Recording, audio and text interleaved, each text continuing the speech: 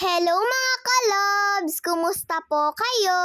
Sabi ko nga po kay mama ay magluto nga po kami ng kamatis na ginisa sa sardinas. Tapos yung nilalagyan ng itlog. Parang eto po kasi yung gusto kong ulamin eh. Tinulungan ko na po pala si mama na magluto. Eto nga at nilalagyan ko na nga din po ng pampalasa.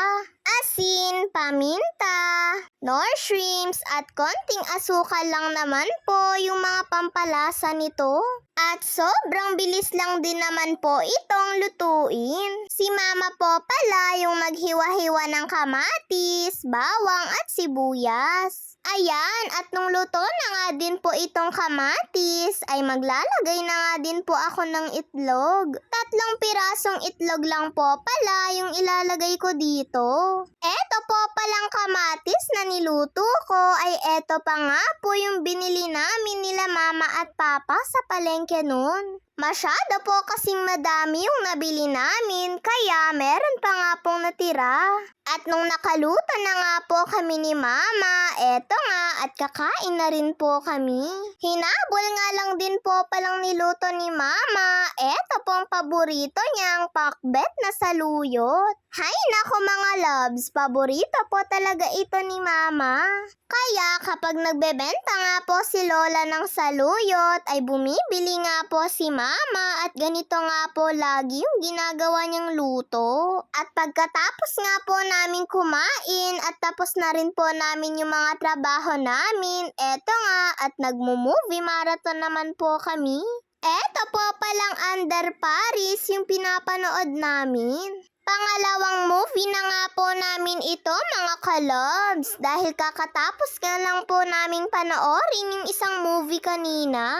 At kaninang hapon po pala ay inutusan nga po ako ni mama na pitasin na po itong mga dahon ng malunggay. Magtitinola po kasi kami ni papa mga kalobs. Tignan nyo naman at ang lulusag nga po ng mga dahon ng malunggay lagi po kasi itong nauulanan. Nag-e-enjoy nga po akong pumitas mga kalobs. Sabi nga po ni mama at papa, bakit daw po pati yung talbos ng malunggay ay pinitas ko? Hindi ko naman po alam. Siguro nga ay sa sobrang excited ko pong pumitas. Kaya eto nga pong si Papa ay tinuturuan niya nga po ako kung ano ba dapat yung pitasin. Ang lalaki nga po ng mga dahon na nandito sa taas Tumatalsik pa nga po yung tubig sa mukha ko dahil umulan po kasi kanina lang mga kalobs. Ayan, at ang dami ko nga pong nakuha. At pagkatapos ko po palang pumitas ay nagpasama nga lang po sa akin si Papa para bumili ng karne ng manok. Ngayon nga lang po ulit ako sumama kay Papa para bumili dito. 2 petso po pala yung kinuha ni Papa. Tapos kumuha na nga din po siya ng sayote dahil wala naman daw pong papaya.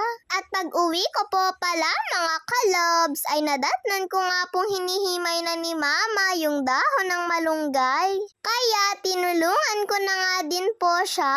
Tamang-tama nga lang din po itong dami ng malunggay na ilalagay namin. Dahil masarap pa rin po kapag maraming malunggay yung tinola. Lalo na dito rin po kasi kakain yung mga pinsan ko mamaya.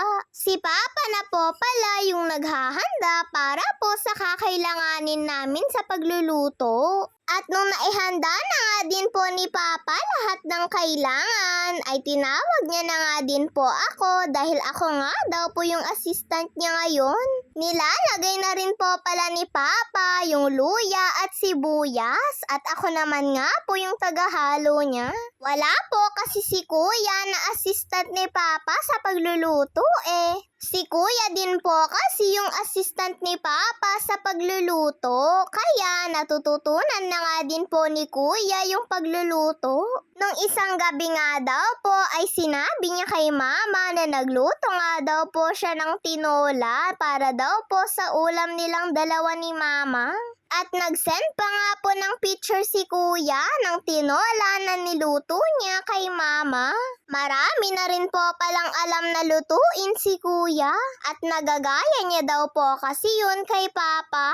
Lalo na nung nagluto nga daw po siya ng ampalaya na may itlog. Kuhang-kuha nga daw po niya kung paano yung luto ni papa eh. Kaya sobrang natuwa nga po si mama at papa kay kuya. Sabi nga po ni papa, dapat daw po kapag magluluto silang dalawa ni mama, ay tulungan nga daw po namin sila para mas matuto nga daw po kami sa pagluluto. Ngayon nga po ay naa-adapt na nga po ni kuya yung galing ni papa sa pagluluto. O syempre, hindi naman po ako magpapatalo mga kalobs. Dapat nga mas galingan ko pa nga po sa pagluluto para ma-proud din po sila mama at papa sa akin. Pero dati pa naman po silang proud sa amin ni kuya mga kalobs. Naglagay din po pala kami ng sili dito. Dahil wala naman daw pong dahon ng sili eh. Pampabango din daw po kasi ito sa tinola.